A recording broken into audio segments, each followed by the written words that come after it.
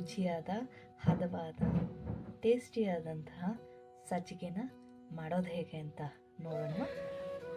ಬನ್ನಿ ವೀಕ್ಷಕರೇ, ಈಗ ನಾವು ಸಜ್ಜಿಗೆ ಮಾಡೋದಕ್ಕೆ ಏನೇನು ಐಟಮ್ ಬೇಕು ಅಂತ ನೋಡೋಣ. ಮೊದಲಿಗೆ ಚಿರೋಟಿ ರವೆ 1 ಕಪ್, ಹಾಲು, ತುಪ್ಪ, ಏಲಕ್ಕಿ ಬಾಳೆಹಣ್ಣು, ಏಲಕ್ಕಿ ಪುಡಿ, ದ್ರಾಕ್ಷಿ ಗೋಡಂಬಿ ಮತ್ತು ಸಕ್ಕರೆ. ಇಷ್ಟೇ ನಾವು ಬೇಕಾಗಿರೋವಂಥ ಐಟಮು. ಇಷ್ಟೇ ಐಟಮ್ ಇಟ್ಕೊಂಡು ನಾವು ಹೇಗೆ ಸುಲಭವಾಗಿ ಸಜ್ಜಿಗೆನ ಮಾಡೋಣ ಅಂತ ನೋಡೋಣ, ಆಯಿತಾ? ಬನ್ನಿ ವೀಕ್ಷಕರೇ.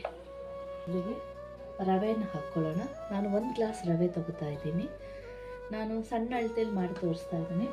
ನಿಮಗೆ ಯಾವ ಅಳತೆ ಬೇಕು ಅಂದರೆ, ಇದು ನಾವು ಒಂದು 3ರಿಂದ 4 ಜನ ಪ್ರಸಾದಕ್ಕೆ ತಗೋಬೋದು. ಸೊ ನೀವು ಯಾವ ಅಳತೆ ಬೇಕು ಅಥವಾ ಜಾಸ್ತಿ ಅಳತೆ ಬೇಕು, ಏನೇ ಅಳತೆ ಮಾಡಿದ್ರು ನೀವು ಅದನ್ನು ಲೋಟದ ಅಳತೆಲ್ಲ ಹಾಕ್ಕೊಂಡ್ರೆ ನಿಮಗೆ ಕರೆಕ್ಟಾಗಿ ಅಳತೆ ಸಿಗುತ್ತೆ. ಕಣ್ಣಳತೆ ಕೈ ಅಳತೆಗಿಂತ ಲೋಟದ ಅಳತೆ ಇಟ್ಕೊಂಡ್ರೆ ಕರೆಕ್ಟಾಗಿ ಅಳತೆ ಮತ್ತು ಹದ ಎರಡೂ ಸಿಗುತ್ತೆ. ಸೊ ಹಾಗಾಗಿ ಬೆಟರು ನೀವು ನೋಡಿ. ಆಯಿತು, ಇದು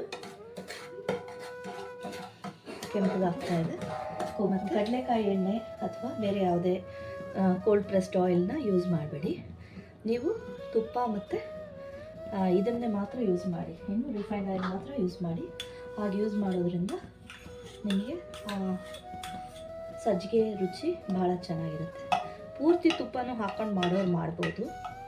ಪೂರ್ತಿ ತುಪ್ಪ ಹಾಕೋದ್ರಿಂದ ಏನಾಗುತ್ತೆ ಅಂದರೆ ಅದು ಒಂಥರ ತಿನ್ನೋಕ್ಕಾಗಲ್ಲ, ಜಾಸ್ತಿ ಒಂಥರ ಉಚ್ಚಾದಂಗೆ ಆಗುತ್ತೆ. ಸೊ ಹಾಗಾಗಿ ನಾನೇನು ಮಾಡ್ತೀನಿ, ಸ್ವಲ್ಪ ತುಪ್ಪ ಹಾಕೋ. ಈಗ ನಾವಿದಕ್ಕೆ ದ್ರಾಕ್ಷಿ ಗೋಡಂಬಿ ಮತ್ತು ನಿಮ್ಗೆ ಯಾವ ಡ್ರೈ ಫ್ರೂಟ್ಸ್ ಬೇಕೋ ಅದನ್ನು ಇದಕ್ಕೆ ಯೂಸ್ ಮಾಡ್ಕೋಬೋದು. ಇದನ್ನು ಸ್ವಲ್ಪ ಫ್ರೈ ಮಾಡ್ಕೊಳ್ಳೋಣ. ಇದನ್ನು ಫ್ರೈ ಮಾಡಿಕೊಂಡು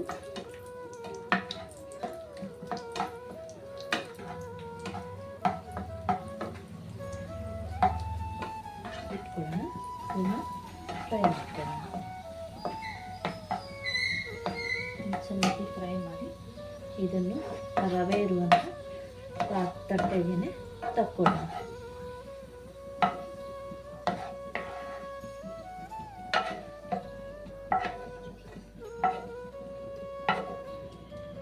ಒಂದು ಲೋಟ ಹಾಲು, ಹಾಗೆ 2 ಲೋಟ ನೀರು.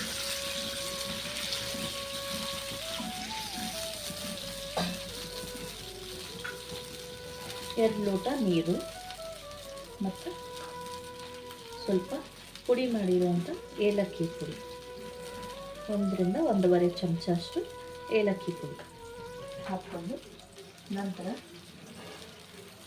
ನಾವು ಸಣ್ಣಗೆ ಹೆಚ್ಚಿಟ್ಟಿರೋಂಥ ಏಲಕ್ಕಿ ಬಾಳೆಹಣ್ಣು ಸಣ್ಣಗೆ ಹೆಚ್ಚಿಟ್ಟಿರ್ತೀವಲ್ಲ ಅದನ್ನು ಹಾಕ್ಕೊಳ್ಳೋಣ. ಮತ್ತು ನಾವು ಯಾವ ಲೋಟದಲ್ಲಿ ರವೆ ತೊಗೊಂಡಿರ್ತೀವಿ ಅದೇ ಲೋಟದಲ್ಲಿ 1/4 ಲೋಟ ಅಷ್ಟು ನಾವು ಸಕ್ಕರೆ ತೊಗೋಬೇಕು.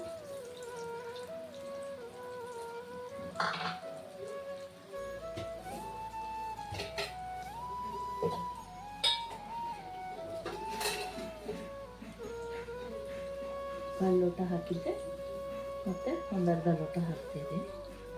1/4 ಲೋಟದಷ್ಟು ಸಕ್ಕರೆ ಹಾಕಬೇಕು. ನಾವು ಸಕ್ಕರೆ ಎಲ್ಲ ಹಾಕ್ಕೊಂಡು ಇದರಲ್ಲಿ ತುಪ್ಪ ಎಲ್ಲ ಇರುತ್ತಲ್ಲ, ಸೊ ಹಾಗಾಗಿ ವೇಸ್ಟ್ ಮಾಡೋದು ಬೇಡ. ಹಾಗೆ ಇದನ್ನೆಲ್ಲ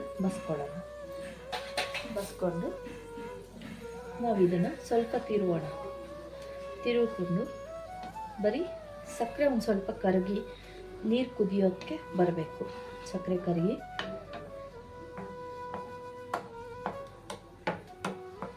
ನೀರು ಕುದಿಯೋ ಹಂತಕ್ಕೆ ಬರಬೇಕು. ಹೀಗೆ ಬಂದರೆ ಈಗ ನೋಡಿ ವೀಕ್ಷಕರೇ, ಈಗ ಕುದೀತಾ ಇದೆಯಲ್ಲ, ಹೀಗೆ ಕುದಿ ಬರಬೇಕು. ಹೀಗೆ ಕುದಿ ಬಂದ ತಕ್ಷಣ ನಾವೇನು ಮಾಡೋಣ, ನಾವು ಹುರಿದಿಟ್ಟಿರುವಂಥ ರವೆ ಮತ್ತು ದ್ರಾಕ್ಷಿ ಗೋಡಂಬಿ ಇವಿಷ್ಟನ್ನು ಹಾಕಿ ಚೆನ್ನಾಗಿ ತಿರುಗ್ಕೋಬೇಕು. ಚೆನ್ನಾಗಿ ತಿರುಗಿಕೊಂಡು 1-2 ನಿಮಿಷ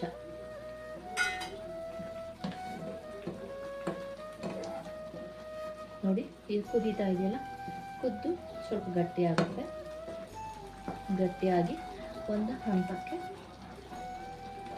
ಬರುತ್ತೆ.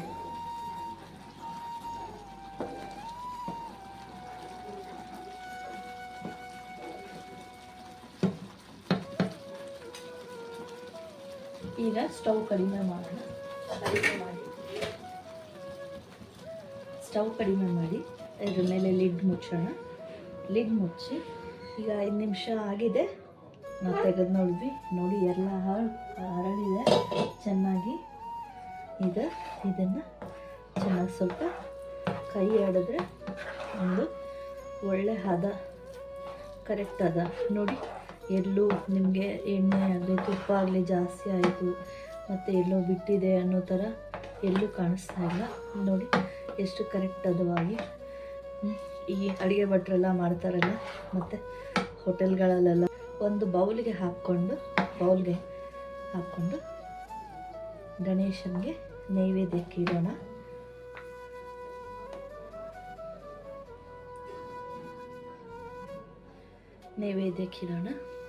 ನೋಡಿ, ರುಚಿಯಾದಂಥ ಹದವಾಗಿರುವಂಥ ಸಜ್ಜಿಗೆ ರೆಡಿ.